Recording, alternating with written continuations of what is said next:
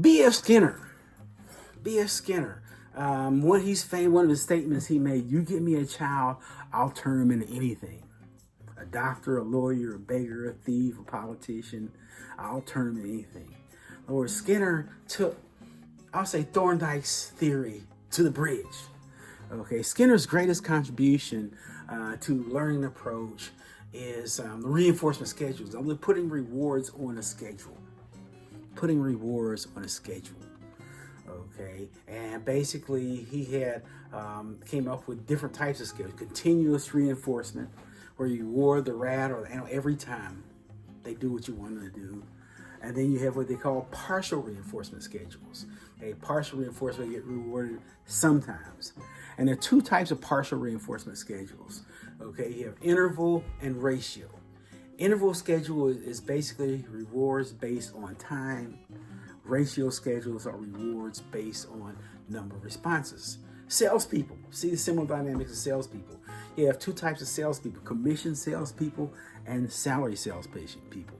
Salary salespeople get paid by the hour, right? You get so much money an hour. Commission salespeople get paid by the number of sales they make. So I would say salary salespeople will be consistent or similar to what you call rewards based on time with interval schedules, whereas ratio schedules and commission. And think about it now. And you can tell as soon as you walk in the store. Hi, what's your name? Let me say you something today. Oh man, it's a cool shirt. You know, walk around the store. Go to another store.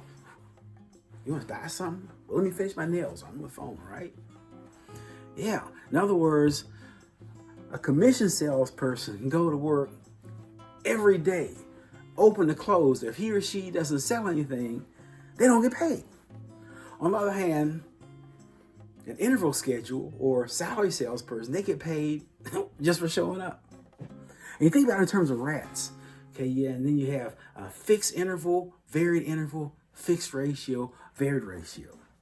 And one of the things that Skinner learned, you get your highest rate of responding with a varied ratio schedule.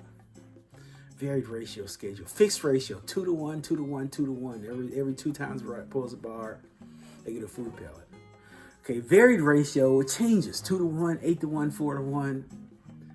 And according to Skinner, that's why people end up going to Reno and Vegas to donate. I didn't say gamble, I said donate. But 2 quarters, you get 6 back. 6 quarters, you get 1 back. 1 quarter, you get 2 back. 2 quarters, you get 8 back. That's a varied ratio schedule. And so that rat, with a varied ratio scale, that rat will pull that bar and pull that bar and pull that bar and keep on pulling that bar. So you get the highest rate of responding according to Skinner from your varied ratio schedule, because you don't know when the reward's coming, so you keep on going. The same thing with that. Another input things that Skinner talked about: if you know a person's reward system, you can control their behavior.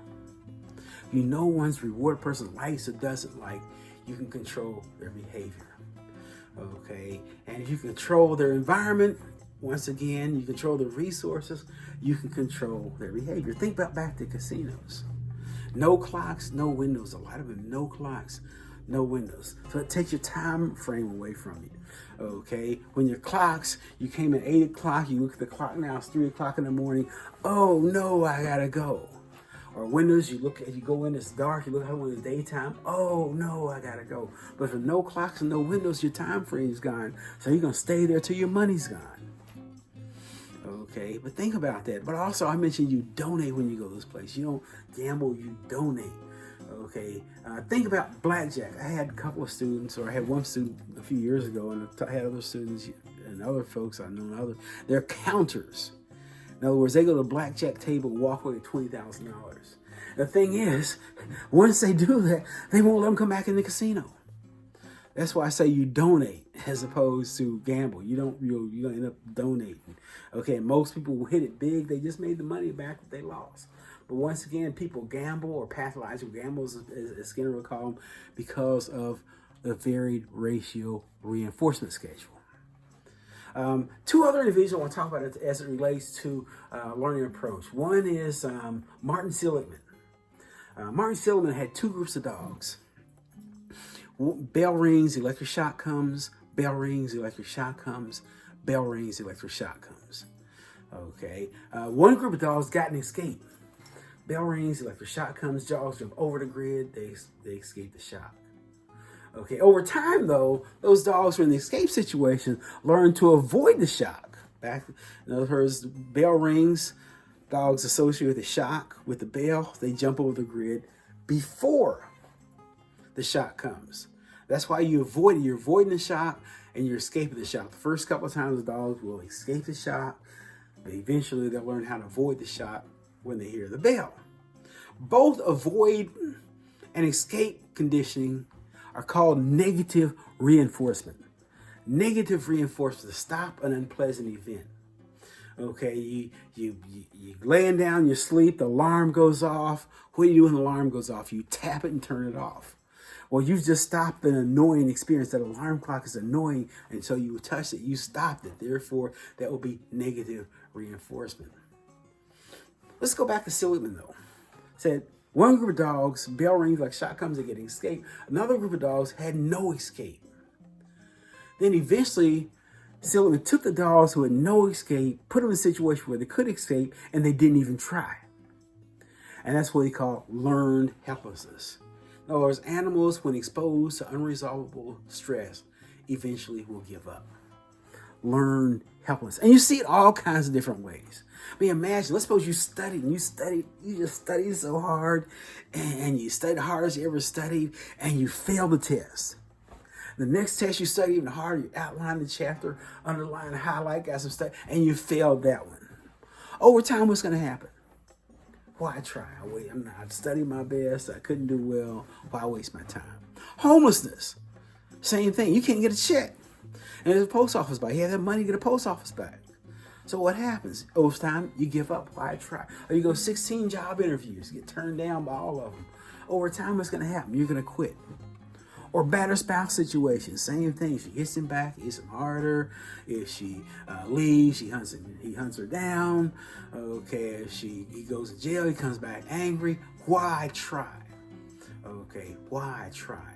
So you see it, learn helplessness on many different levels. From the outside looking in, oh, they're lazy, or they must like it, or something. In reality, they've given up. You take a baby elephant, and you've seen it in zoos or carnivals. They take an elephant, their baby, put them in a little chain, and they try, and eventually they give up. So by the time they're adults, they don't even try to break it. They just put a chain on them, they won't even try. Or I know individuals who took some fleas, put them in a box, put a glass top on the box.